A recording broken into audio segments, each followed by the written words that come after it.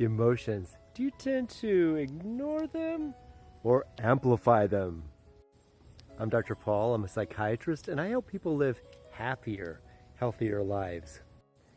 Emotions move us. They're a powerful way to help us live in the world in a healthy and authentic way. Sadly, many of us grew up in homes where emotions were not handled well. They were either squelched or given free rein to wreak havoc whenever they erupted. For example, if your home was chaotic, it may have been unsafe to express strong emotions, and you learned to dismiss your feelings as irrelevant. As a middle child, I often found it easier to pay attention to other people's feelings and make them happy, rather than try to figure out what I wanted, since it seemed irrelevant anyway. Others of you, though, found that if you amplified your emotions, if you got really loud or whiny or upset, you could get what you wanted. Maybe you learned to be exceptionally charming and sweet and used your emotions that way to move others to do your bidding. Whether you learn to amplify or neglect your emotions, today is a new day. You can learn to relate to them in a healthier and more productive way.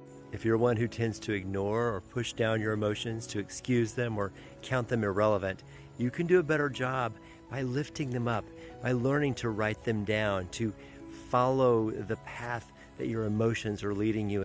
Learning to speak up for yourself and to honor your heart and your emotions could be such a blessing to you and to those who love you. On the contrary, if you're someone who has magnified their emotions and used them to manipulate or get what you want, it would be a huge blessing for you to learn to tamp them down, to hold your horses, to be still and quiet, to be reflective, and learn to show empathy for the feelings of others, especially for those who struggle to know what they want and to ask for it. One of the best strategies to have your feelings and not let your feelings have you is to journal them. If you're not very in touch with your feelings, this will help you connect with them and be more clear about how you really feel. If you're someone who tends to magnify and express your feelings in an unedited fashion, journaling will help you to be clear, concise, and controlled in the way that you express them. I have the privilege of sitting with people each day, helping them learn to get in touch with their emotions and to speak them in a healthy way that's not too small and not too large, but just right. Think about your relationships. Are your emotions too big for others to handle or too small for them to hear?